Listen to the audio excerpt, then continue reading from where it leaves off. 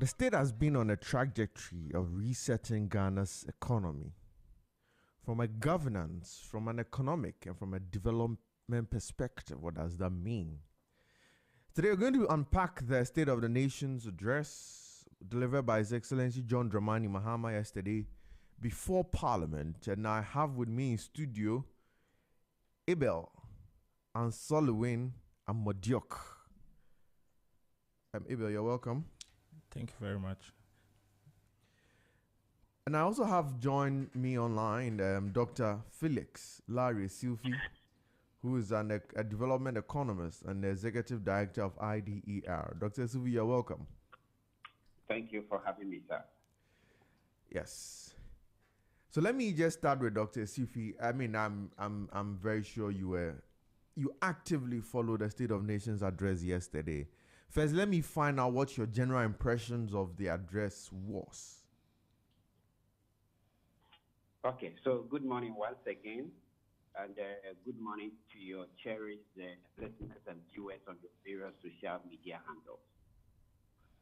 Yes, you are right. Yesterday, I found myself at home, not engaged in anything, and so I had the privilege of following the president with his presentation of the SUNA for the 2026.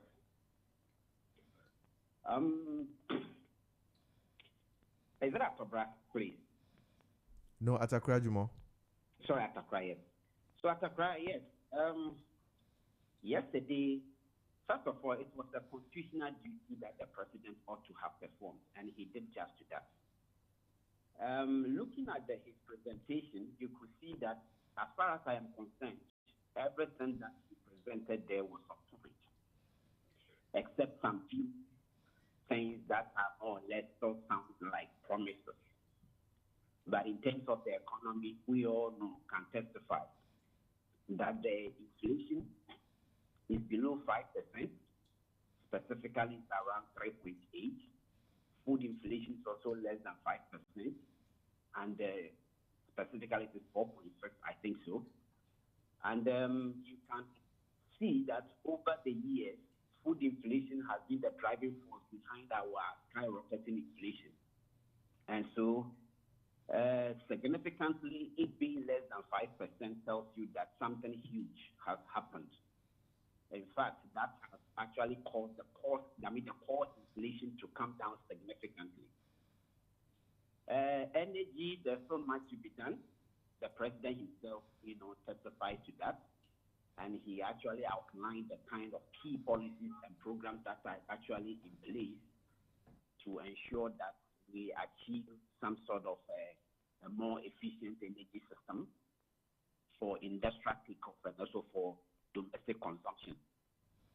In terms of the economy, again, interest rate is around 19-18% thereabouts. They took over, when they took over, it was above 30%. And so you can see that the economy, everybody can testify that the numbers speak for itself. In terms of, the exchange rate, you could see that they picked it from 14.9% as at the time they were taking over. Now it is around 10%. In fact, in the early part of the year, somewhat January, the city weakened a little bit and we got to 11%, but we have come back to the 10% trajectory. And so you could see that is benefiting us as far as our economic structure is concerned, because Ghana has been an import-driven economy. And so most of the inflation was actually being driven by the import kind of situation that we found ourselves in. And so with the exchange rate stability, you could see that there has been relatively stabilized economic system for businesses to plan, for households also to plan, and that has put indirectly a lot of money in the pockets of households and even business, and even investors. And so the economy is good. In terms of governance, we can all see how peaceful the economy, the governance environment has been. People can now express themselves without being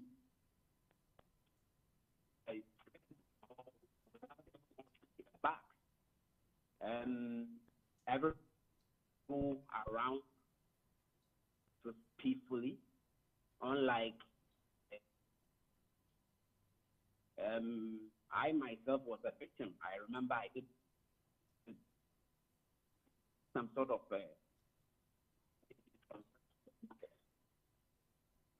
a lot of my colleagues who are also economic commentators also had similar issues. But I must testify personally, I don't know of my colleagues, but personally, when this government came to office, media platforms have had the opportunity to critique them where I need to critique. And I have done so with that nobody will come after me, or I wouldn't receive any form of threatening messages and all of that. And so, as far as the governance is concerned, I think it's for this reason that unanimously our president has been, unopposedly nominated by colleagues around the African continent to lead the AU 2027. Yeah.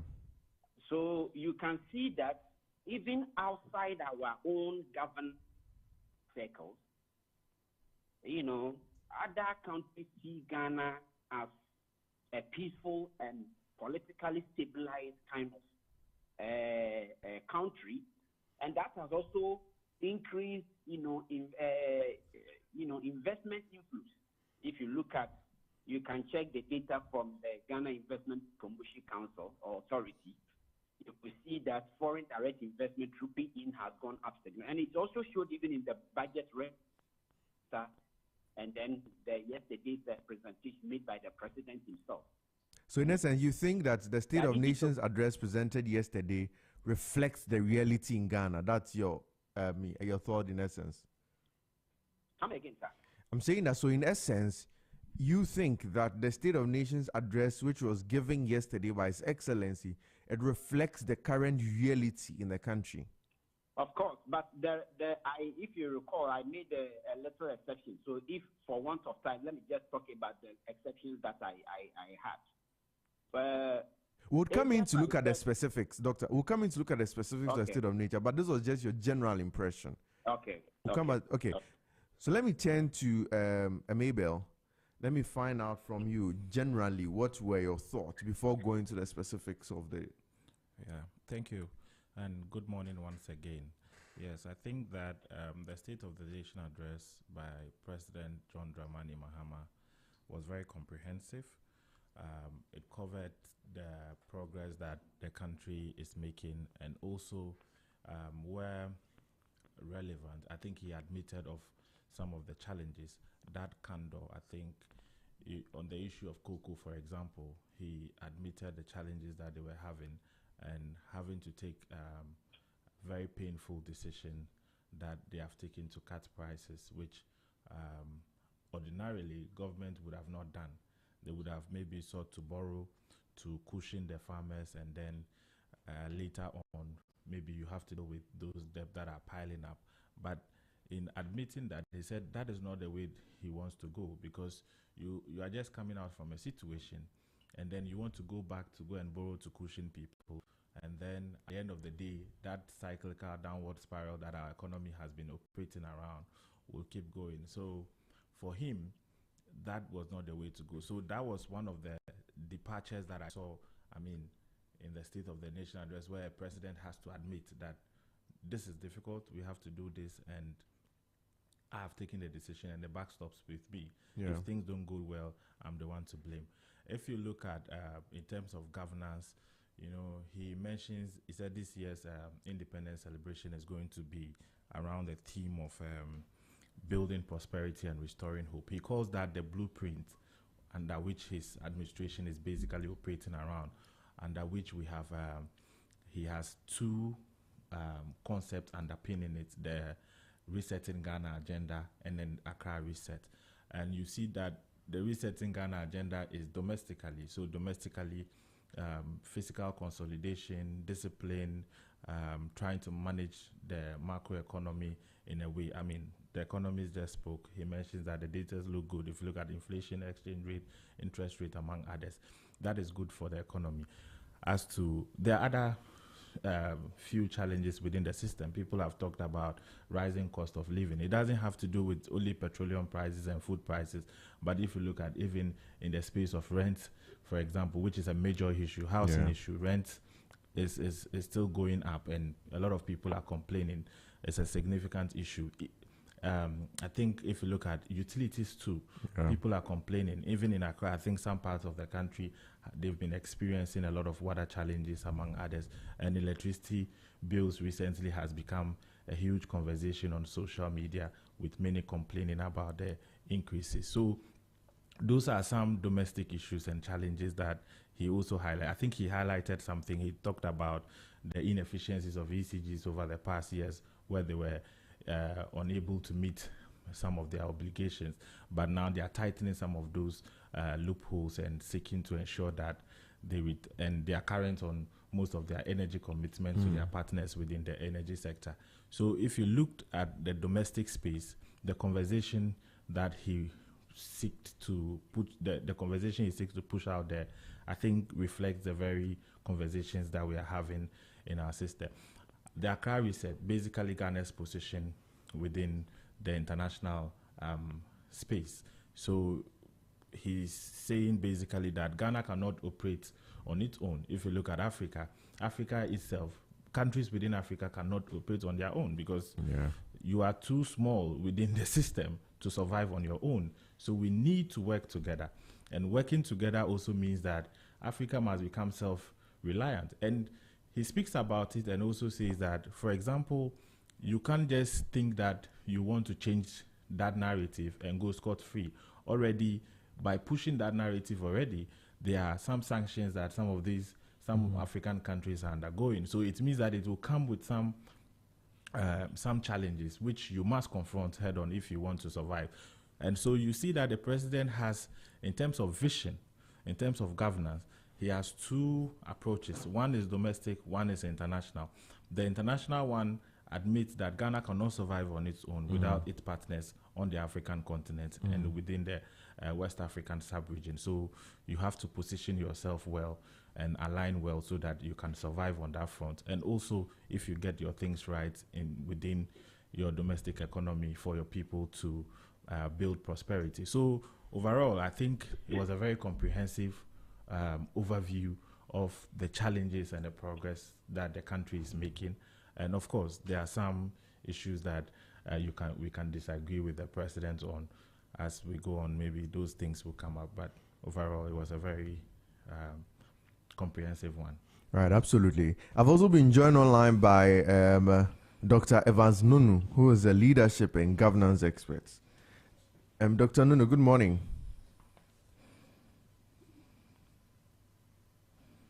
Hello, Dr. Nunu, can you hear me? Yes, I can hear you. Can you hear me, please? Yes, I can hear you now. Thank you very much. Good morning to you. Good morning. Right, so we're just having a conversation, or we just started on the State of Nations address, and I'm checking the general impressions, or your general impression of the State of Nations address. Is this something you think reflects our reality, or you think it was just some package story being given to us as Ghanaians? Well, I think that the address was specific to our issues. It's a reflection of the realities on the ground. And it's a genuine expression of how Ghana is moving, where we came from, and the situation at hand. What is quite impressive is that it borders on the basic questions of examining life or a journey, because of course you ought to know where you are coming from, where you are, and that will inform where you are going. So, and that is exactly what happened. So I think it was a good thing. The address was solid, and it didn't deviate from the realities on the ground. That is my general impression. And for me, it tagged on key aspects of the economy, highlighting how we are going to work some things out to change the narrative about the structural aspect of the economy. And then the almighty 24-hour was tackled. except that I have few reservations. There are some things I thought could be highlighted as well. Absolutely. Then, we'll go into those specifics. Yes. And then there was a bit about food inflation and how we are faring, because that had been a major concern, and I had always had concerns about that. And of course, job creation and the way forward. So in general, I think it was a good address, and the president and his team must be commended for such a solid address. Right. I mean, as part of His Excellency's speech, he was very emphatic about Ghana being back and open for business. We're going to just play a very short clip on it, and when we're done, we would have a short conversation on it. All right.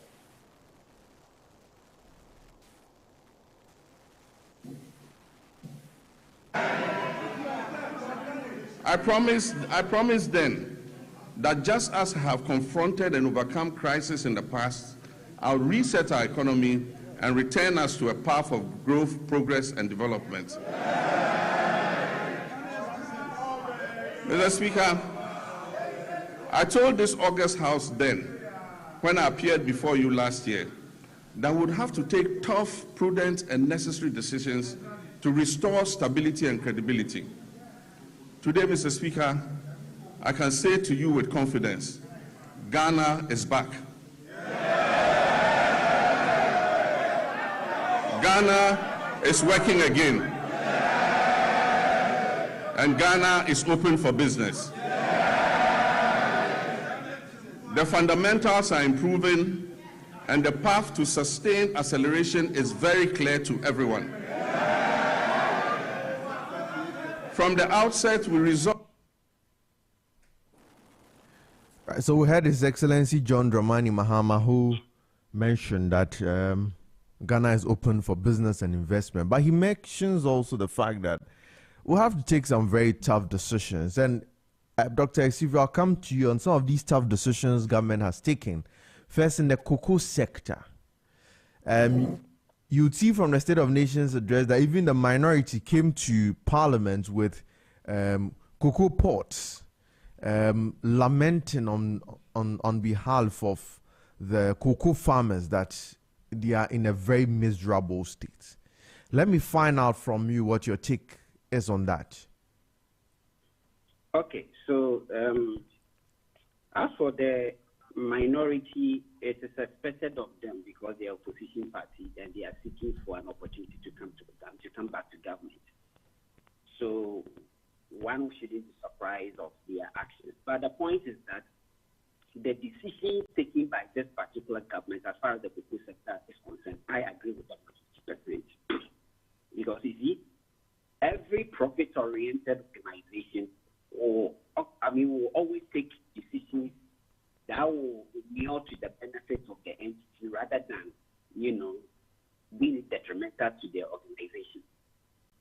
At the time NPP were in office, I think in the latter part, I stand to be correct, cocoa price for 1 metric ton was around 8,000 thereabouts.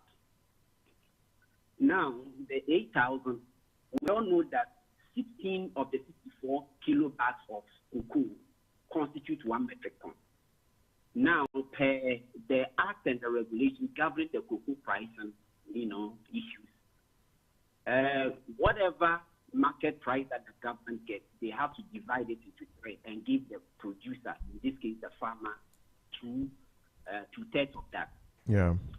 And so at that time, if you divide 8,000 by 3, 2/3 of that should be around, let's say, 5,000 to 6,000. I stand to be correct. So it wasn't exactly 8,000, it was 8,000 plus. Now, so you could see that it was actually prudent for the opposition, and in this case, the current administration, to argue that the president or the government at that time should have given or should have done better in terms of giving a fair price to the producers, in this case, the farmers. Now, as we speak, according to Reuters, cocoa price at the world market for 1 metric ton is around 4,000 something. And so, 2/3 of that is going to be around 2,000 plus, if I stand to be corrected, because I'm not actually doing a real calculation here. So if at 8,000 you were giving the farmers 3,000 something, which is far below the 2/3, and at 4,000 the person is giving 2,000 something, which is exactly the 2/3, then you could see that the opposition or the minority have no case. So the decision taken by the government is very fair, and I think the farmers who are quite informed really understand what is going on. So as far as I'm concerned, it is a tough decision that ought to be taken rather than borrowing to cushion the farmers or to please the farmers, giving them a price that is actually unrealistic. And later we come back and it becomes an albatross on our neck as a debt that we ought to pay. So one of the tough decisions that the government, as far as the president's presentation is concerned yesterday, I think it's in the cocoa sector. And for me, I commend them for that. Because for once as a country, we need to be realistic in our decision making. And we don't have to politicize every economic decisions that we take as a country, because it will come back and haunt us in future. And so what they have done, I think what they need to do is to educate the farmers very, very well in terms of the dynamics of the world market prices and how it affects, the cocoa farmer and then even the government itself. I think one part that the government, for me, but Dr. Silfi, is the problem solely a world price problem, or there's also an institutional mismanagement problem, which now has championed these huge losses, but it looks like government is just shifting it onto the world price issue, because the prices of cocoa, even though yes there's been a dip, it's not been that significant to cause them this huge loss as they are experiencing. It is significant, but I will not argue your point. I will not argue against your point that there is an institutional failure as well. And that is where I was actually coming to. Over the years, government after government have not done well in managing the cocoa sector. Look, I have a background in agriculture economics, and I have done some work for the Cocoa Board for some years now. And I've realized that even the staff constitution in the cocoa board or in the cocoa sector is highly inefficient. After that, there are so many activities that can be performed with technology, but you will see manual kind of operation going in there. And there are positions that one person can handle. Because of politics, we feed in more than one person to handle that particular task. So even the decision of the government to slash the salaries of officials over there, I think, in my opinion, is highly inefficient. And it is not a prudent way to go by. We need to downsize the staff, load over there to ensure that we streamline our staffing capacity and improve efficiency. These days, technology is far advanced. We need to leverage on technology, improve efficiency, and ensure that the institutional backlogs or bottlenecks are adequately addressed in that particular regard. But in terms of on a scale, we can't say that the world market price dynamics is not significant. In fact, it is actually the leading cause of whatever situation we find ourselves in. And I would say that the tough decisions taken by government and they have brought the institutional issues and also managing the cocoa price dynamics in the country. That's my humble opinion. Right. Hello, Dr. Siri, can you hear me? Yes, I can hear you. Okay, but there's also been calls on the fact that cocoa currently is in a state of monopoly, where we have just Cocoa Board being the main player, as opposed to leaving the buying and selling of cocoa in Ghana to competitive prices or to competitive trading. Indeed, I've seen some research which has shown that compared to about 55% of proceeds which are received by cocoa farmers here, their counterparts in some other countries where there's competitive pricing receive sometimes 75 to 80%. Now, don't you think that this era of having, or the era of having just Cocoa Board being the only player as the buyer and seller of cocoa in Ghana is long overdue, and that we would have to scrap it and go to competitive trading in cocoa? I disagree to that particular assertion. And I don't know how those research were done. But you see, cocoa, just like gold, is a national treasure and it's a leading export earning commodity for the country.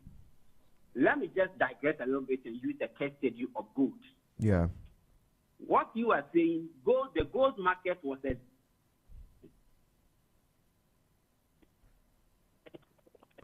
hello, Dr. Esiri, can you hear me? I think we are losing you. Hello, Dr. Esiri? And the fact that the government was not getting much from, from gold. Now, the inception of Gold Board has taught us a huge lesson that if we centralize the buying and selling of gold in our economic system, it stands to benefit more, and therefore our revenue will benefit. And remember, Gold Board, the concept of Gold Board was borrowed from the Cocoa Board. So the assertion that we have to scrap Cocoa Board and leave the market open for open market efficiency and all of that,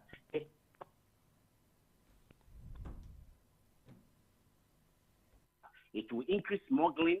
It will actually allow foreigners to infiltrate into our economy and then be buying the cocoa and smuggle it out of the country as the gold market used to be, until Gold Board actually came into the sea for us to see the real benefit that we are all enjoying now. So I think the Cocoa Board has been a very good tool for government to be able to manage the cocoa sector. The issue here is the politicization of that particular board over the years. Maybe I will agree with people who call for some sort of semi-autonomy kind of thing for the sector. We can try that particular model and see that if we grant Cocoa Board some sort of semi-autonomy and ensure that the appointment of CEOs is done on merit, on meritocracy rather than,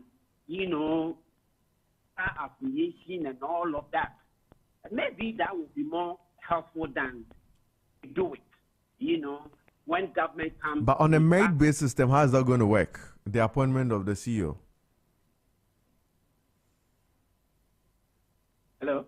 Yes, Dr. Sivri, I'm asking that you are saying that we should think of creating a semi-autonomous system in the Cocoa Board institution, where you are proposing that we can decide to appoint the CEO on a merit-based system. And I'm asking that, how is that going to work, or how would that be done? Hello, Ataka. Yes, sir. Can you hear me? Hello? Yes, Dr. Esiri.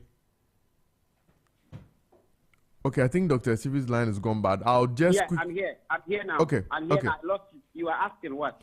I was asking that you propose that we should, as a reform, we should think of having Cocoa Board operate on a semi-autonomous system.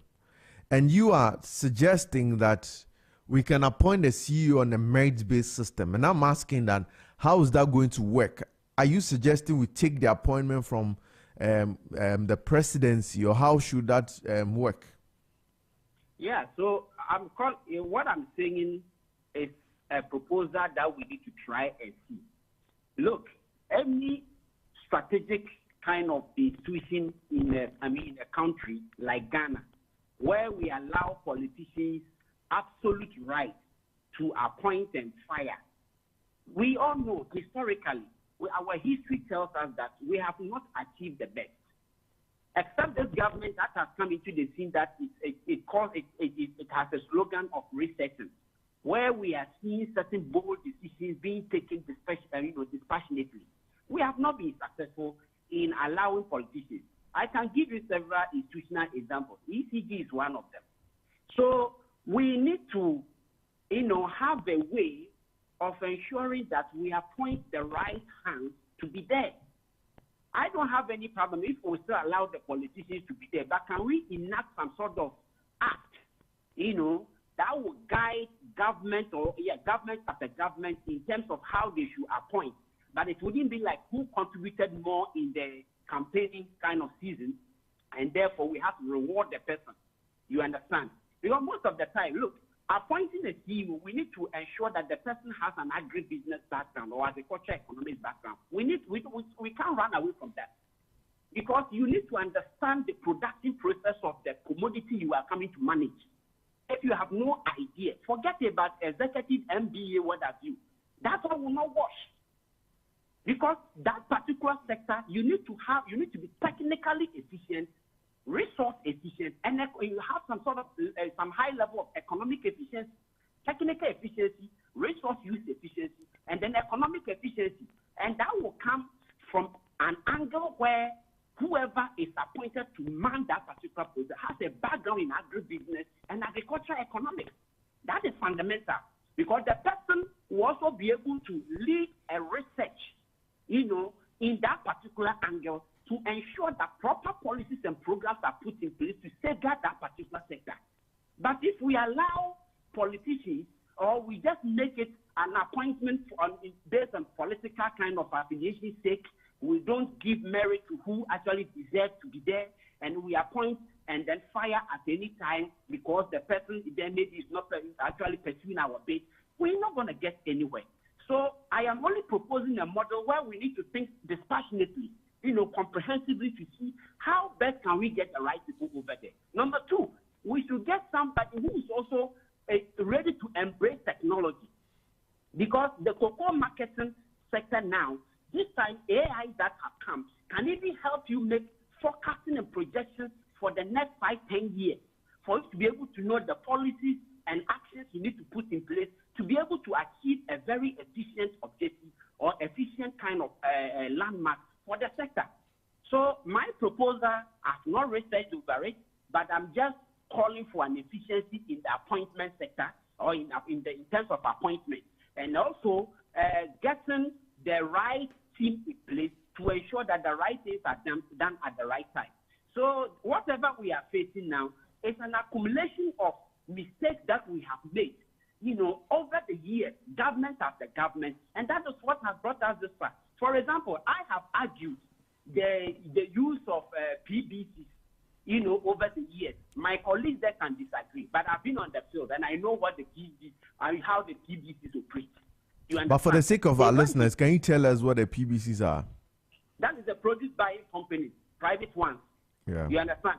Just like Gold Board. Let me give you an example. Just like Gold Board has issued licenses to buyers, and then they buy the gold from the miners and they give it to Gold Board for it to be.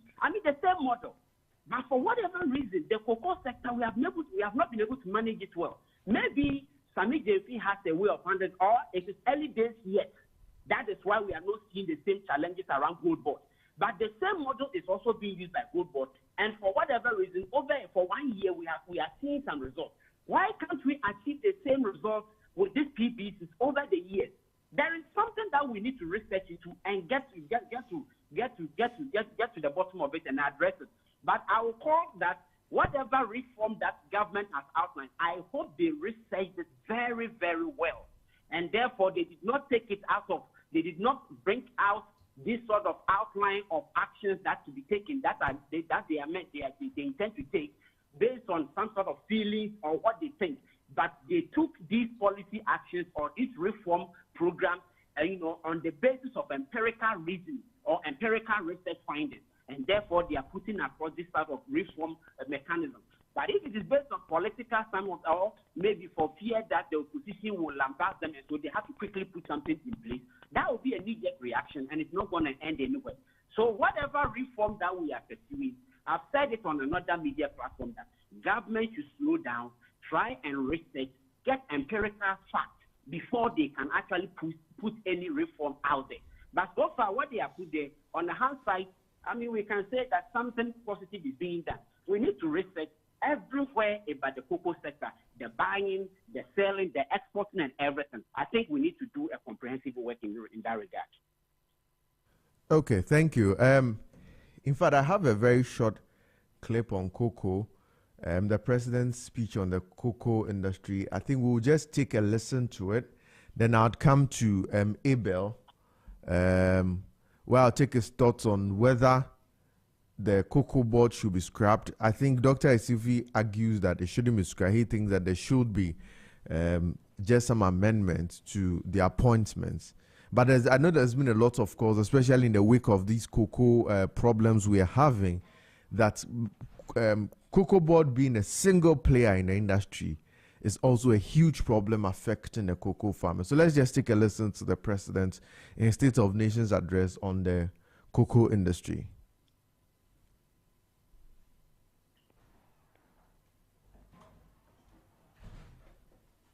Inherited what Ghana's credibility is restored. Ghana is rising.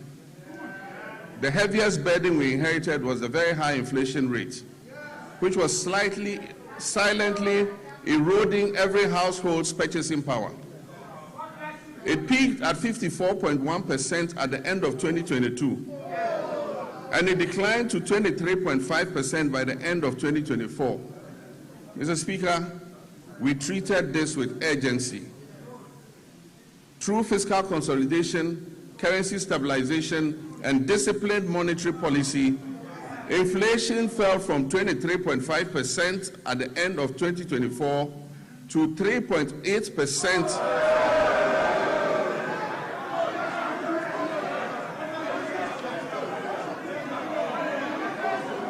Mr. Speaker, inflation fell from 23.5% at the end of 2024 to 3.8% over 13 consecutive months by January 2026. Mr. Speaker, and very interesting, food inflation, which had been the main driver of the upward pressure on inflation, fell by 26.6 percentage points. Inflation for locally produced goods fell by 22.6 percentage points.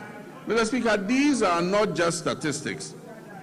These translate into the reality of a parent being able to put food on the table for their children. It translates into the reality of businesses thriving and creating opportunities for Ghana's young people.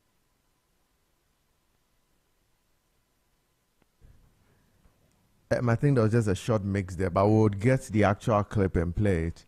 But let me turn to you, Mabel.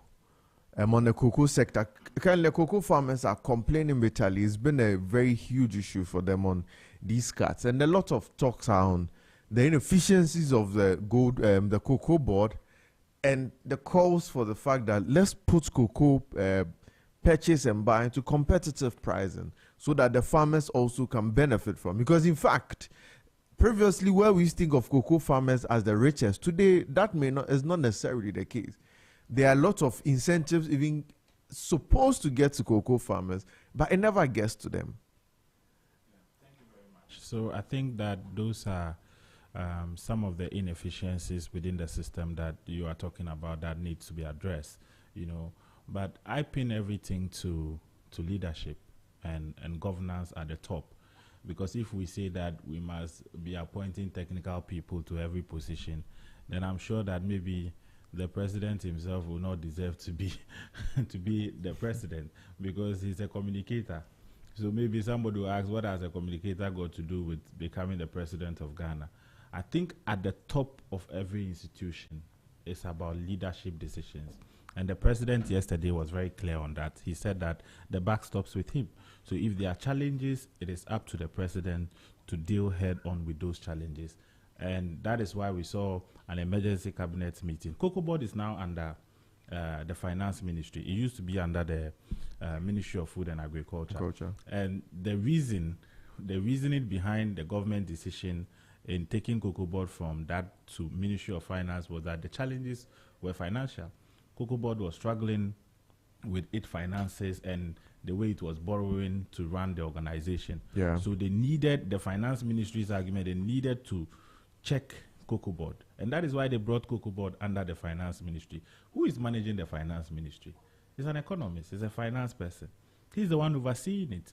So I don't think that the idea of maybe the current CEO of Cocoa Board maybe doesn't have direct, he's not a cocoa farmer, or he's not, I don't think that was. It's a leadership problem. Oh, so you think that the semi-autonomous proposal by Dr. Sifi should not necessarily be the case? We can still leave the appointment to president. Yes, I don't think. But if somebody says that, how about having a CEO of Cocoa Board who understands the real concerns on the ground? I suppose somebody who is just brought somewhere and say exercise leadership. I don't think right now, as we are speaking, people don't understand the plight of the cocoa farmer. We all do. I'm not a cocoa farmer. No, I'm not a cocoa farmer, so I may just understand it in theory. No. If your pricing is somewhere around 3,500, and all of a sudden you wake up the next day, which you've planned for the whole year, is the cocoa season, and you know that this is what you are going to be getting until the next window, and all of a sudden about 1,000 cedis or 1,100 cedis is taken from you. You don't need to be a cocoa farmer to know that that is very painful. It's like your salary. If you are taking a salary of 7,000 and then management come to you and tell you that from next week going, we can't pay, from next month we can't pay you 7,000, but we are going to be paying you 4,000. Do you need to be in that working position to know how it feels? But if I'm in that working position, I will feel it. This time I just don't know. I think that we all feel it. We all understand the cocoa farmer and the cocoa farmer's plight. We don't need to play politics with it. I think that's something Dr. Sifi said. There's no politics about it. This is something that we've seen the prices drop. Government had to take a decision. The decision was whether to borrow, because Cocoa Board doesn't have money. So do you borrow and cushion the cocoa farmers by keeping the price there, or you reduce the price and so that you don't borrow and come and then give Cocoa Board the same burden that they are trying to run away from? Because Cocoa Board's books are burdened with debt. They are running away from debt, and then you want to borrow and bring it in money to sustain what they are already running away from. That, I think, is a no-brainer. So the issues we are discussing is not about people not understanding what cocoa farming entails, what chemicals they need, what they need, weather boots and things to. That is not the conversation. I think on any other day, if that was a general conversation, we can have it. But the issue at Cocoa Board now is finances. It's purely financial issues, money. Does Cocoa Board have money? Is the government willing to borrow again? Since, I think, 2023, Cocoa Board has not. But why should why did they run into those financial issues? Cocoa Board used to run with syndication loans. We are in the country. You know, those days they are there when the year is about ending. They get 1 billion or some millions of dollars, and then they pump it into the system, and that stopped because of the challenges they were facing. And so since then, Cocoa Board has not been able to go back to the international market to borrow money. So governments have had to find ways internally to finance Cocoa Board. So I think the reset that we are calling, it's a good thing. We are in a reset agenda. So everything is, we are calling for a reset. Governments can sit down and look at the cocoa sector. Maybe there can be a national forum. Bring the cocoa farmers together, stakeholders in the cocoa industry, the finance people. Let's sit down and see. Maybe if there's a need to rethink the way Cocoa Board is being administered. If that decision is made, I think, and the government has done a lot of such forums from the beginning. There was a National Economic Forum, there was National Education Forum. So if there's a need for that, we can go on that tangent. But I think that the Cocoa Board issues, the president has taken responsibility. He says the buck stops with him. He's taking responsibility for what is happening. He's taking responsibility for the decisions that he has taken. Let's wait maybe a year later when we come back and see whether the decisions that he has taken are yielding the fruits that he envisioned, or are going, maybe they are not yielding the positives that they envisioned. Then we can criticize. But for now, a decision has been taken. And the government has a mandate of the people to take decisions. So that decision, if the president has not taken any decision, then we can be on what is the way forward. But he has taken a decision now. That decision is to cut the prices. That decision is also to clear the arrears that they were owing farmers. That decision is also to find, that is why they brought in the the policy statement recently that they brought, that they want to show reserves among others and other things, and then also create funds in the sinking fund enough so that some of these particular challenges at any point in time when they are dealing with them, then they have a way to see how they can give reprieve to some of these farmers, you know. So the decisions have been taken, policy actions have been put in place.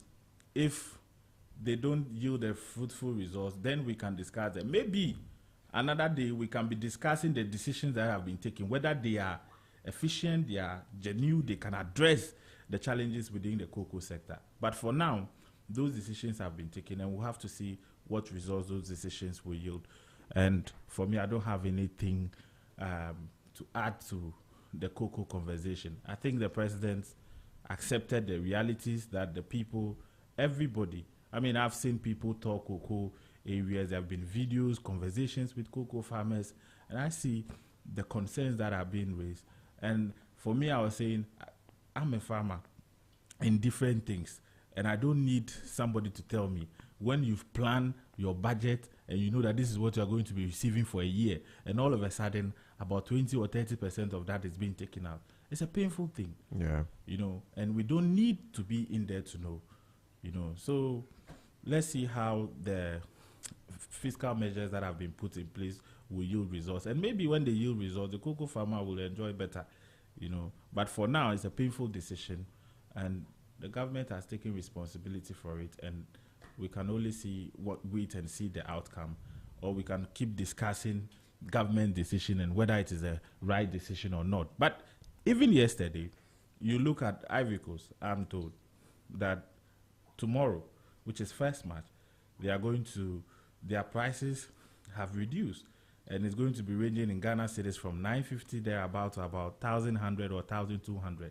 That is, so it means that in Ghana, the cocoa farmer is taking about 2 or almost 3 times what farmers in Ivory Coast will be taking.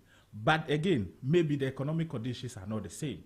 In Ivory Coast, the economic context might be different. If somebody has 1,000 cedis, maybe that person's living standard, purchasing power may be different. But if we want to look, because that was the conversation initially, that Ivory Coast is not reducing its pricing. Why is Ghana reducing its pricing? Now, here it is. So it means that globally is a challenge within for almost all cocoa producing countries. But for the conversations about resetting cocoa board and other things, I think we can have that conversation later. But yesterday, zooming from the entire conversation around the cocoa industry, I think I was a bit okay with it. Not okay. Maybe some people were expecting the president would have said, okay, maybe we've heard the cries of cocoa farmers, we'll revert to the old pricing or something. But he stuck to the gun. He said, it's my decision. If anything goes wrong, hold me accountable. And I think that is accountable leadership. You know, he didn't say, let's hold the CEO accountable, let's hold the Minister of Finance accountable. He says, it stops with me. So if anything, he must pay the ultimate price. And for me, that is leadership. Right. Let me turn to Dr. Nunu. I mean, on the conversation of the cocoa industry and how our actions the actions of Cocoa Board and the general world issues have affected them. Hello, Dr. Nunu, can you hear me? Dr. Nunu? Okay, I think I might have lost Dr. Nunu. Let me come back to now the issue of inflation. Dr. Sifri. Asakra? Yes. Quickly, let me make 1 or 2 points as far as the Cocoa Board is concerned in conclusion. Okay, Dr. Sifri. I believe there is a reason for which Ghana has never appointed somebody in communication into the finance ministry as a finance minister. I believe there is a reason for which some strategic sectors need somebody more or less a technocrat to man the affairs of that particular area. Leadership, as my colleague said, falls under who is at the helm of affairs. If the person understands the scope of the sector he or she is manning, then leadership can be shown. I don't have any problem if the president will appoint whoever is supposed to be there. But you cannot appoint somebody who doesn't even know the resource mobilization for the production of that particular commodity that they are dealing with. And that is why in the wisdom of universities and, in the field of trade, a program like agribusiness came into the scene. In the olden days, we could have, assumed that once you hold management, or you have some leadership qualities, you can man everywhere. But there is a reason for which we never appoint, a communication expert or an agriculturist to go and man the affairs of finance ministry. You need to have somebody who has a background either in accounting, in finance, or in economics to be there. And then again, the president doesn't need to be, because he's going to head multi-sectorial kind of field or a sector. In this case, I am taking the economy as a sector. So you don't expect the president to be a finance expert, become an agriculturist or whatever. He is like a coach. So the onus lies on him to find the right people who have the technical know-how to man the affairs of various sectors within the economy. So we need to be very careful about that particular place. Leadership, I agree, 150%. But that leadership will come from somebody who really understands the area he or she is going to manage. For example, cocoa board.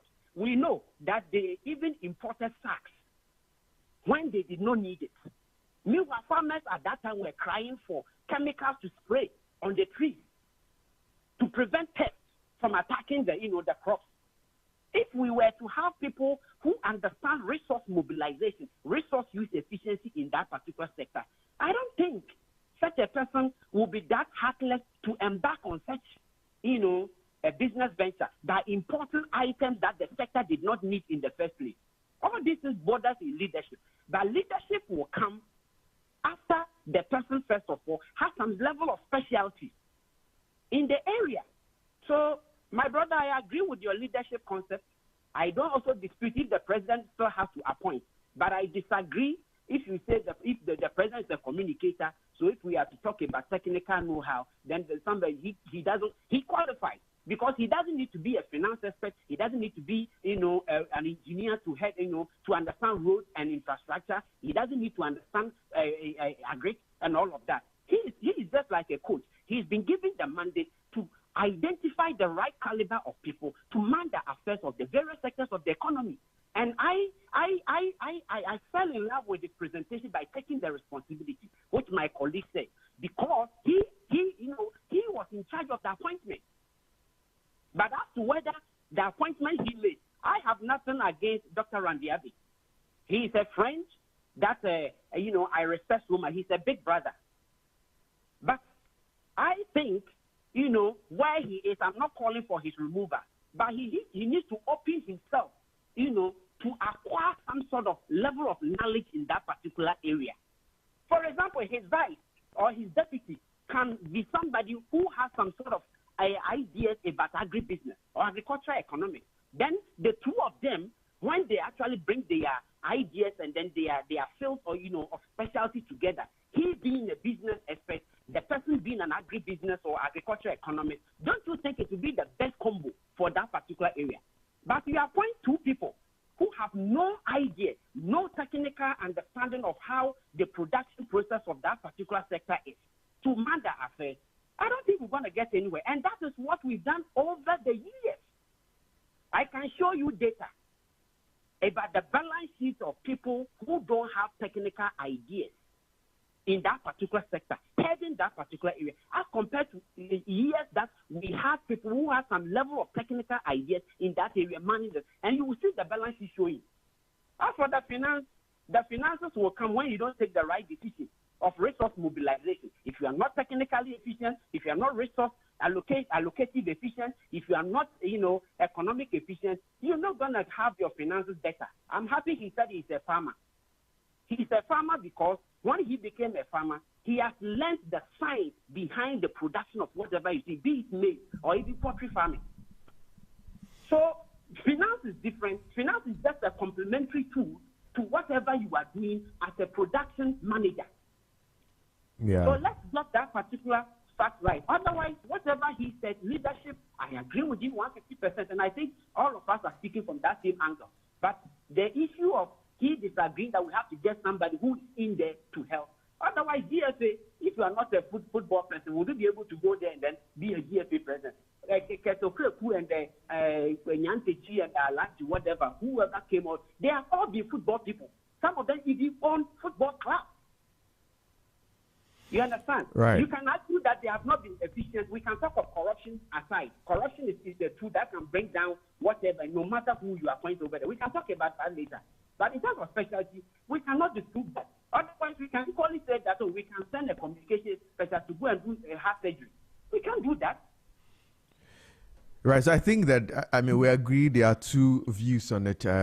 Your view on us going to attempt to try the semi-autonomous system of management at Cocoa Board, whilst Abel thinks that we should just be thinking of efficiency and not necessarily going in for an industry person. I'm not sure Abel disagrees with the fact that we should employ an industry person, but his position is that, I mean, whether industry or not industry, the key aspect should be leadership.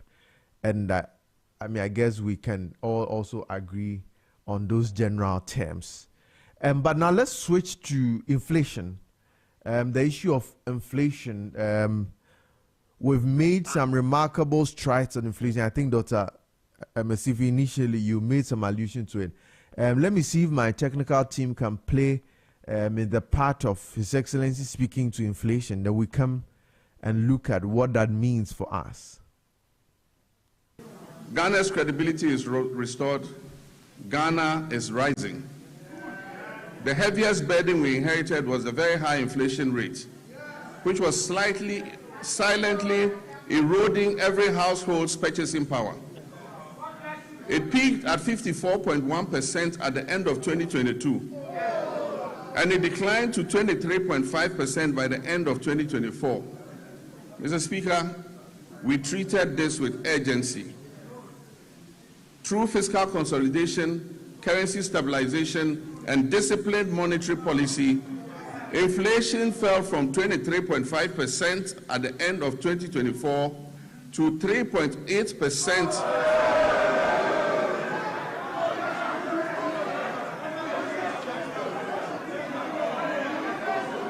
Mr. Speaker, inflation fell from 23.5% at the end of 2024 to 3.8% over 13 consecutive months by January 2026. Mr. Speaker, and very interesting, food inflation, which had been the main driver of the upward pressure on inflation, fell by 26.6 percentage points. Inflation for locally produced goods fell by 22.6 percentage points. Mr. Speaker, these are not just statistics. These translate into the reality of a parent being able to put food on the table for their children. It translates into the reality of businesses thriving and creating opportunities for Ghana's young people. Right, so we had the President, His Excellency John Dramani Mahama, speak to inflation. Let me start with Abel. What's your take on Ghana's our current state of inflation, and from a policy perspective, what do you think? I mean, it looks like we are sustaining it, but again, people, which I keep saying, people's projections have been that it's also because the IMF is still around. Soon they are going to not be around. Yeah. From a policy perspective, what do you think, and how can we sustain this? Sustainability is key, and I think that listening again to the president yesterday, the overall effect of his speech points to the issue of consolidating, on our gains. we've turned around the corner. We now have to consolidate. We have to keep the physical discipline. We have to manage our affairs well so that we get our things right, so that we don't get back to where we are. And I think that it is one of those decisions that led the president to take the decision to cut cocoa prices, because that is fiscal discipline. You have to maintain the momentum that you have. Maybe without IMF, would have, but I think one of the reasons why the president was also able to cut cocoa prices, because this is the second term. I mean, you still have 2 years to election, so there's no election. He's able to take hard decisions at this stage. There's no election for you to deal with. So when there are no elections for you to deal with, you are able to take some critical decisions and hope that maybe by the second, third year, there's a turnaround and people would have felt okay. So sustainability is key. And indeed, it's true that inflation eats into the household purchasing power. And since some of the questions on the streets are, okay, inflation is around 3.8%, how does that affect my pocket? How does that buy food for me or something? But what it basically means is that you have steady price increase of goods and services. So prices are not jumping at the shops. They are not jumping when you go to buy things like the way previously was. I think in 2022, the cascading effect, it was so... Times where people can go to a shop in the morning, you'll be told that, hold on, we're going to increase prices. You know, it was so... And, you know, the interesting thing is that when prices are increasing, they increase so fast. But in coming down, they never come down again, you know. Yeah. So prices never come down. So sometimes we misconstrue inflation as prices coming down when inflation is coming down. No, prices are no longer coming down. They are going to maintain the same... at the same position, but this time it's not when going to increase at exactly when increasing, it doesn't increase at that rate. And we need to, whatever fiscal consolidation measures that the finance minister has been putting on, they have to. I think he's working hand in hand with the Bank of Ghana, and I think there's a good relationship, good synergy between BOG and the Ministry of Finance. The president has to keep on that same tangent. Don't let pressure, because you see, when you enter election year, there will be pressure. Yeah. And once they enter the third year, which is 2027, there will be pressure from every quarter. People want certain things to be done. If not, there's pressure from their constituency, among others. And that is where sometimes governments get into all sort of troubles, and then the spending, they just get on with spending, and then things get wayward. So the president must keep on with the expenditure in terms of the way they are going about it, keep cutting waste. I think yesterday he mentioned that they are introducing a value for money bill in Parliament. Yeah. I don't know if the bill is already in Parliament, but they are seeking to ensure that every contract that of a certain amount that the state will sign, it must pass through Parliament, and there must be value for money on that particular contract, so that we know that the country is not being shortchanged and you can pay. I think he was also talking about tightening procurement conversations around sole sourcing. So they're going to take out source except for in emergency situations. Yes, exceptional situation, which is also very critical, because all this waste, you know, in the system cumulatively, the effect of it is sometimes felt in these macroeconomic indicators of exchange rate ballooning, inflation ballooning, interest rate ballooning, and then you are lost. So we have the government have a responsibility. I think citizens also do have a responsibility to bear with government, that if this is the way that when we take it will help us, then we must also agree with government and say, then keep the momentum, and then also keep fixing other things in the other areas that is very critical, so that we can maintain this lower inflation and also enjoy the ripple effect of it on households. It's very, very important, you know. All right. Let me turn to Dr. Sifi on inflation. We've had several conversations on this topic before. You were quite optimistic that with some indicators, somewhere last time we had this conversation, you were quite optimistic that with some indicators being put in place by government, the inflation was going to remain quite stable. It looks like it still has been normalized. Yeah, what do you have to say? Okay, so thank you.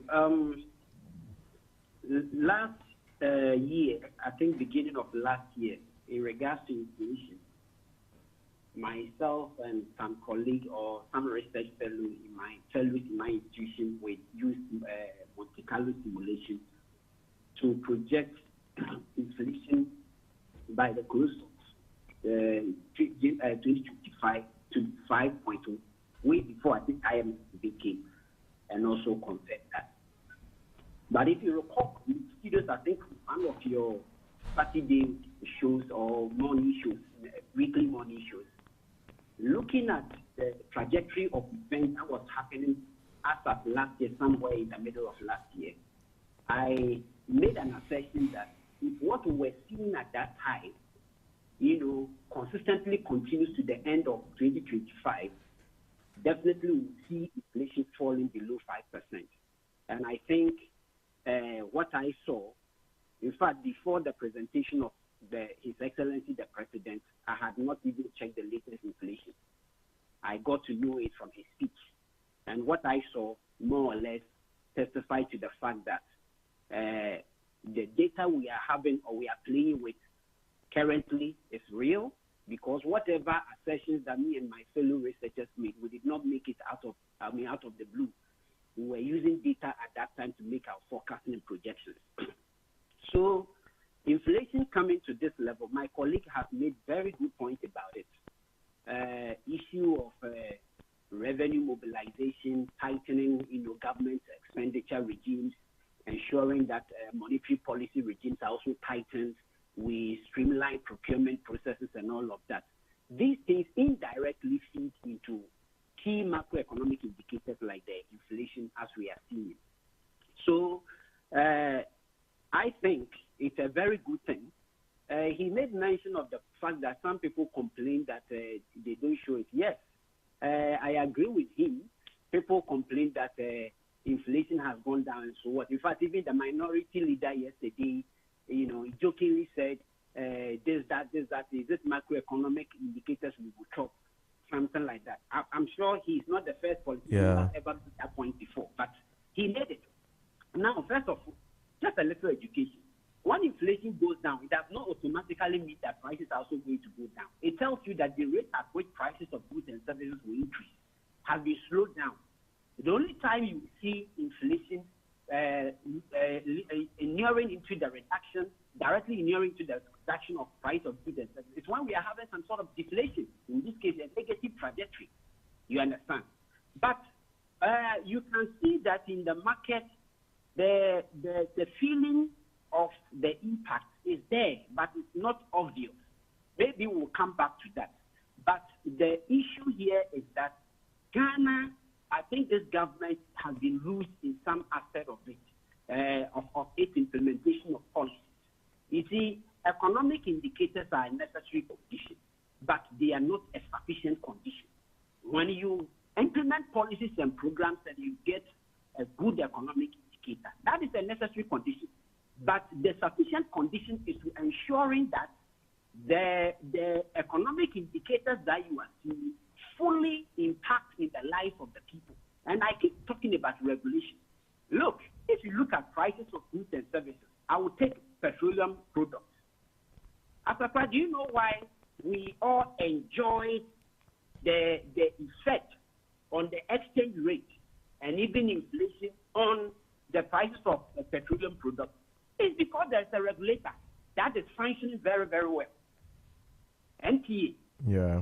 They sit down periodically with the OMC and then do calibration and recalibration based on the prevailing current economic conditions. And then out of that, they set the price. You understand? So I keep saying that no economy in this world can call itself a completely free market economy. Every economy, there is regulation of price of goods and services. But look as if the food aspect as a country we have failed. Go to Medina Market. I stay at Oyare. Go to Medina Market. Today, you go there, cassava, maybe whatever. I don't know whether let me use plantain because that one I know, 3 fingers of ripe plantain. They can sell it to you maybe 50 cedis. Tomorrow you go, it has been increased. So if you come and tell people that your inflation is 3.8, but still people don't see it fully, then it more or less becomes a deception. And that does not mean that the indicators we are seeing are lies. It's because we are failing to regulate the market. I'm not saying government imposes, but we need to regulate. And in your studios and other platforms, I have proposed the model being used by other economies. I have had the opportunity, with all humility, to travel to China. I've traveled to India, and the scaling system that we are even already using it on some commodities. Meat. If you go, you are going to buy meat. Don't you buy 1 kilo, and the 1 kilo price is set. You don't negotiate it. We can do the same thing for other commodities. You know, China, they are doing that. India, I went there, I bought banana, and if they were doing that, I bought 1 kilo, and then I paid 5 rupees, or I think 10 rupees or so. So we need to find a way, if not taking what I saw there, hook, line, and sinker. How can government also ensure that qualitatively, because the quantitative, we are seeing the figures, but qualitatively, that will help us see the full impact of whatever we are enjoying in terms of the quantitative aspect, showing us good indicators. What can we do to qualitatively also ensure that we get the full impact of the whole thing?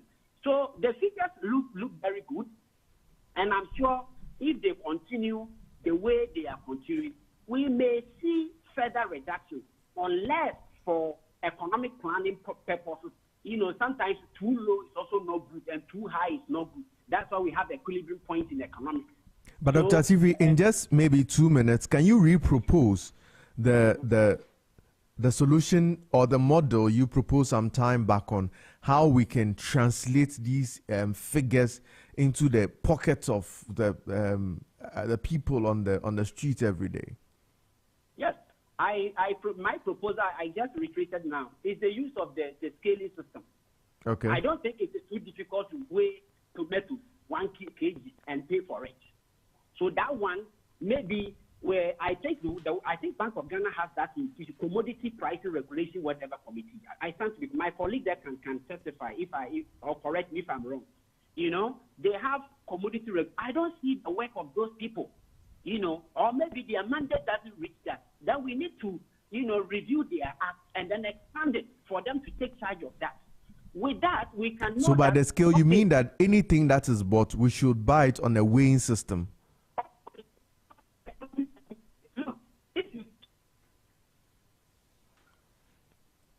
Hello, Dr. Sivri. Than that of India. You understand? However, if you go there, the money that if you get 2,000 Ghana cedis here, you are worse off. But if you go there, you have 500 rupees, you are better off. Okay, nominally. I'm not talking in terms of realistic terms, but nominally. Yeah. So it tells you that the weighing, in a way, helps, you know, stabilize the system, ensure that whatever we are, successes that we are tracking quantitatively in terms of the economic indicators, qualitatively, that particular regulation system, in terms of introducing the weighing mechanism, you know, will help us actually get the full benefit. And what I am saying, I think one professor at the business school, University of Ghana, has also proposed a similar system. When we do that, look, what we are, you will see that the indicators we are seeing here, the relief that we should have gotten is far more than what we are enjoying now. I tell you, you understand? So that proposal, I think government, if they are listening to this particular show, they should make a proposal about it, you know, and see how best we can actually pick up and contextualize it to suit our context and see how best it's going to help us as a country. Right, absolutely. Thank you very much for your insightful contributions. I'm going to take a very short break here. And when I come back, we are going to look at the last aspect of the State of Nations address for today, which is on health. Government spoke a lot about health infrastructure, but in recent times too, we have seen a lot of issues come up on health infrastructure where we have seen some casualties result as of it, and we'll have a conversation there and bring the show to an end. So I'll take a very short breather here. Do not go away. Z 101.9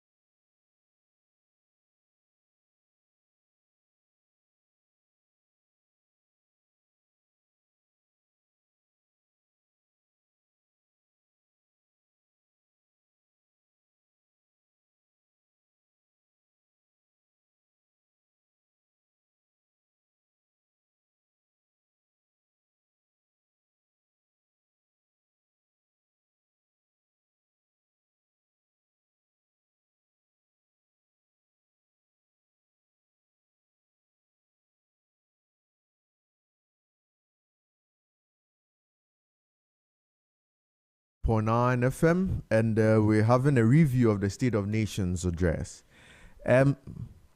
Before we left, I mentioned we're going to have a conversation on healthcare. And Ibel, I'll start with you.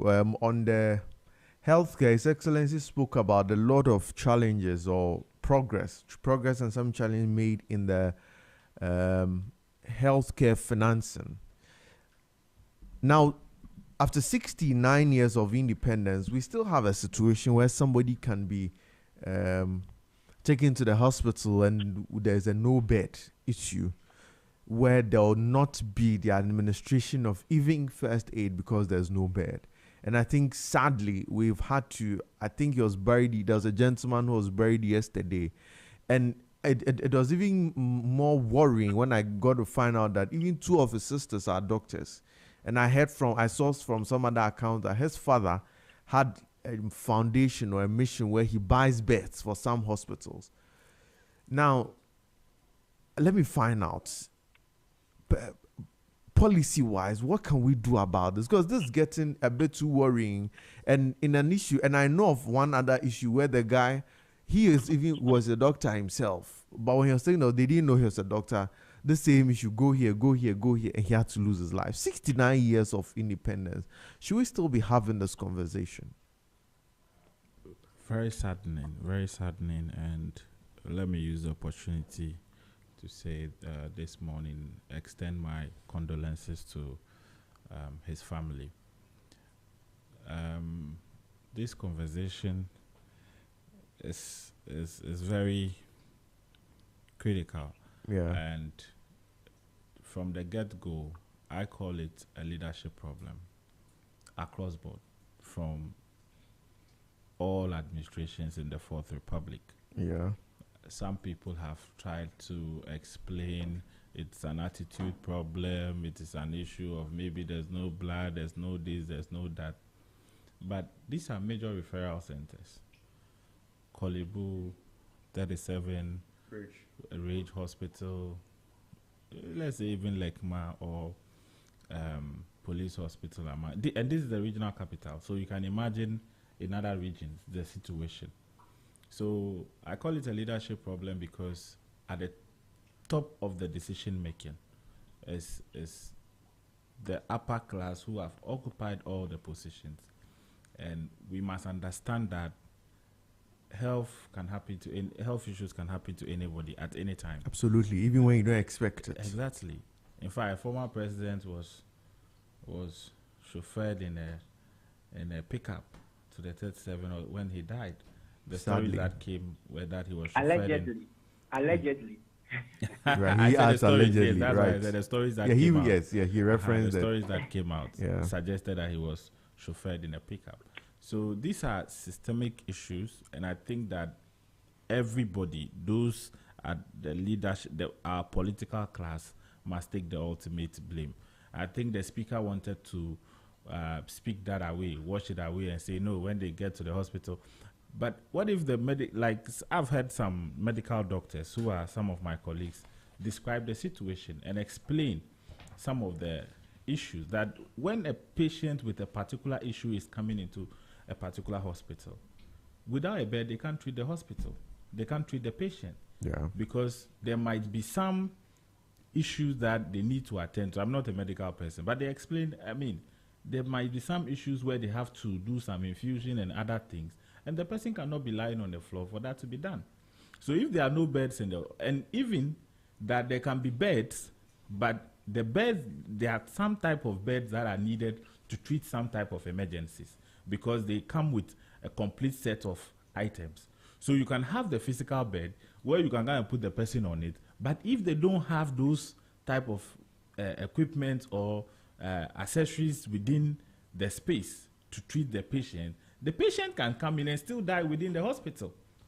So it's not just an issue of even having the beds. So if we are having a conversation about hospital equipment that medical doctors don't have access to, hospital beds and all of those issues, who takes responsibility? Who is in charge of approving funding? It's Parliament. Who is in charge of shaping policy decisions concerning healthcare? It's the executive. So why should medical doctors be taking responsibility for something that leadership over the years have neglected? The political, when they are not feeling well, they fly to other countries. If your healthcare system is robust enough, why don't you go there? Why don't you attend those ones? You know, and then the simple things that should be done so that citizens at least can have some reprieve. That one too you are not doing. And when it happens and we want to talk, then they say, no, let's blame the medical doctors who were on duty for negligently. Meanwhile, the same medical doctors, if they receive the patient and attend to the patient, and the patient end up dying because they did not have certain things to treat the patient, they will also be held liable. You see? So I think that we must, apportioning the blames are enough. At least there's an administration that is, this morning I was reading the special aide to the president was mentioning a similar story, 2024, where one of their communication officers had an accident and she had to personally make calls to people in Tamale Teaching Hospital before they could attend to the person. So it's not a today issue. It is and not that shouldn't issue. be the case. That somebody must make a call. To make a call and things. Yeah. You know, so it's it's I don't know what policy government is going to look at, but I think that in Ghana, too many times we talk about policy. I think we have so much policies in the healthcare space to take care of many of these issues.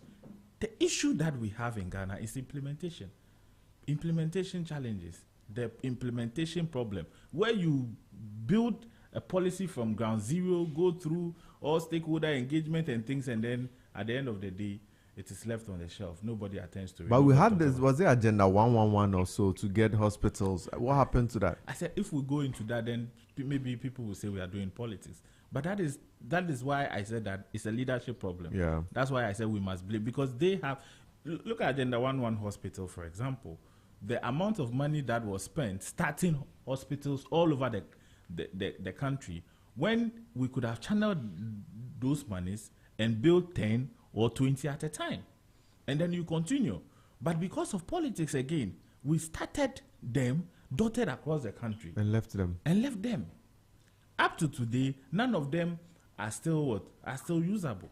Because apparently I think about 4 or something are complete, just the infrastructure. But the items that are needed for the hospital to operationalize are not there. So who do you blame for some of these things? Who takes the responsibility? So I think that is why I call it a leadership problem. It's not an issue of policy or what have you. No. I don't think it's an issue of lack of policy measures or whatever. It's just that too many times in this country, we just leave things to God. We just leave things to who do you know. Call this person. I'm sure if the gentleman was conscious, he would have known who to call. Or he'd have told them, this is my sister, call her. Call this person. And would have attended to her. So then again, my problem will come in that, isn't this discrimination? If let's say I said, my sister is Dr. So, oh, is that Dr. So-and-so's son, brother? Then quickly they attend to him. Which shouldn't be the case. Everybody's entitled to but this. But I think also, right. we since the conversation came up with this issue of calling and doctors can make exceptions and thing. I think that is also one of the things that it reveals about the healthcare system, that if a call can come through and you can find a bed for somebody, then you can do for everybody. Then you can do for everybody. And I think Professor Titus Bayua explained some of those things where, sometimes somebody is about finishing a shift, he doesn't want to admit a new patient, so that it will be something on him, so he wants to run away and all those things. So I think with that, the Ghana Health Service have a lot of work to do. Maybe sit with the Ghana Medical Association and the junior doctors and all that. Let's look at the challenges that, because the medical officers are also facing a lot of challenges. Absolutely. Within the space. There was a forum about 3 days ago where I've seen some articulation on some of these issues. They also have genuine challenges that they're experiencing.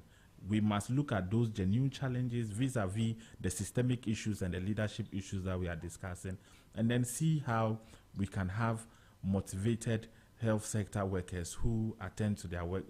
As we are speaking, I think it's just recently that the government have reached an agreement with nurses and midwives on some of their arrears to be paid starting from April, May, June and things.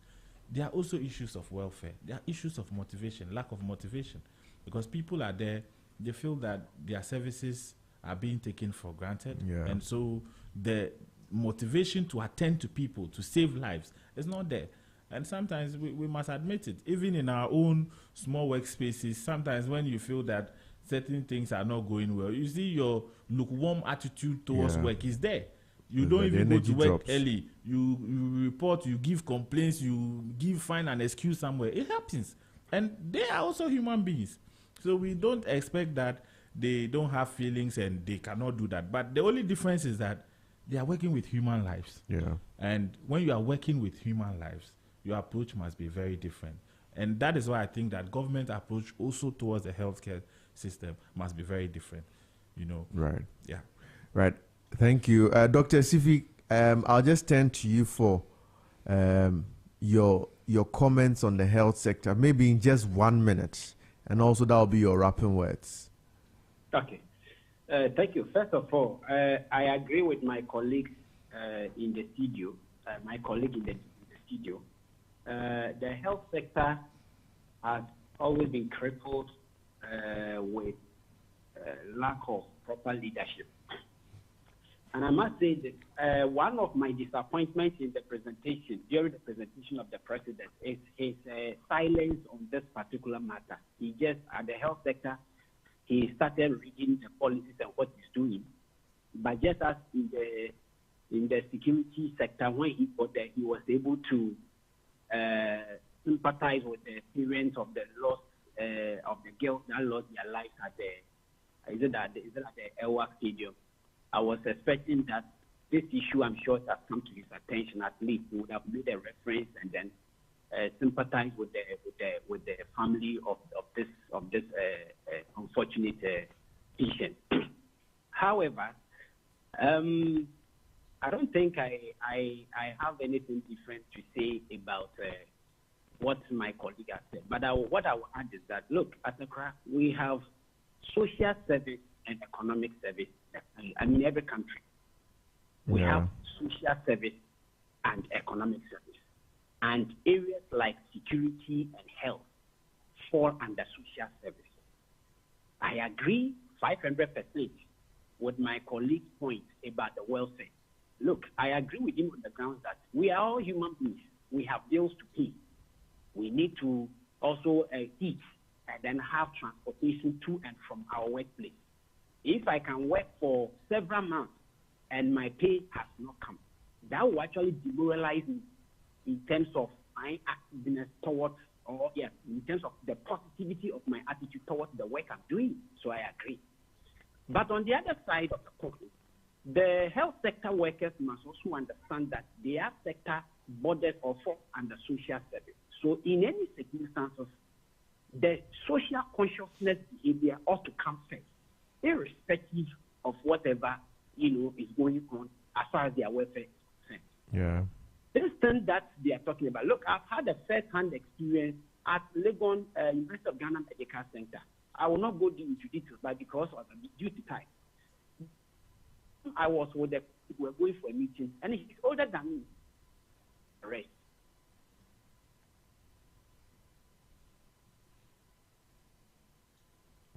Hello, Dr. Sibi. I think. My brother, could you believe that when he got there, he actually came to normalcy before we took him? He walked into the ward. He was given a bed, and apparently he was supposed to take his BP medication. He didn't take it in the morning because he did not eat before stepping out. Meanwhile, he had to eat before taking the medication. So his thinking was that we would have finished the meeting, he eat and take the medication, and the unfortunate situation happened. So when we got there and he was a bit okay, they gave him that. I went to get food for him. He took his medication. They claimed they were doing some sort of test and what have you. We were there around 1 p.m. and we left at 9 p.m. Could you imagine that the so-called test that they were doing, they never brought any report, nothing, but just for lying there for that period of time, he was charged 1,500 to pay. Wow. So there are, and I have evidence. If I were to be in your office, I would have shown you the receipt of the man. And we could have also engaged him on phone for him to testify himself. I had a serious exchange of words with the medical doctor, a young lady. And the lady, even the way the kind of words he used and all of that, other patients got angry at her. So I think the issue is both sides of the coin. We need to ensure that our medical personnel are well taken care of, not disputes of the fact. But the medical personnel also should know that their services are essential. That is why they fall under the social services sector. So they need to find a way. Look, the ambulance that took this hit and ran patients to them, that even I'm told that the ambulance driver was saying that if you don't have bed, please come and attend to him in the ambulance. The ambulance that was bed there, which they used to give first aid, that they saw the doctors or the medical personnel over there did not heed to this call, and they had to move this person, and then on the way he had to lose his life. Yeah. So I think, as my colleague said, because of time, I will not go into my details, maybe another time. Right. We need to have, as a nation, a dispassionate discussion. Leadership has a role to play, but the personnel also have a role to play. It's just like a police officer saying that I'm not paid well, and so if an armed robber is in your house raping your wife and your daughter and killing you, we will not come. Call another person. My brother, how will you feel? So we need to, as a nation, it's because sometimes lack of jobs make people take professions that they don't really have that passion for. All these things we need to. There's a political economy issue. There is a psychological issue. There are social issues, cultural issues. All these things come into play. But for want of time, I will rest here and say that I agree with my colleague, leadership. But what I will add also is that the medical personnel should also appreciate the fact that their services fall under the social sector and the services are essential. So no matter the circumstances, there is a course and the appropriate technology, making do with what the limited resources you have. Find a way to use the little resources you have at your disposal to attend the person. If you do your best and the person loses his life, at least there was an attempt of offering a medical care rather than what we're experiencing now. Thank you. All right. Thank you very much, Dr. Felix Larry-Silfi. And many thanks also to Abel Amadiok for spending your Saturday morning with us and helping us dissect the State of Nations address. Not forgetting Dr. Ivan Nunu also, who joined us briefly to share his thoughts on the subject. Thank you very much, and we are truly grateful for your time and your insightful contributions. And many thanks to our cherished listeners who spent their Saturday morning with us in reviewing the State of Nations address. In as much as we can see that some good progress has been made, there's still a lot of work to be done, and we are hoping that the government is not going to renege on its efforts, but is going to take this just as the beginning ground and help ensure that the reset or the fixed agenda of Ghana is established, and it will also overflow to the African continent. My name is Kweku Atekra Jumo, and until we come your way next week with another episode of The Focus, always remember to do that which will make Ghana proud of you. Have a very good weekend and a very good week, and God bless us all. 101.9 FM.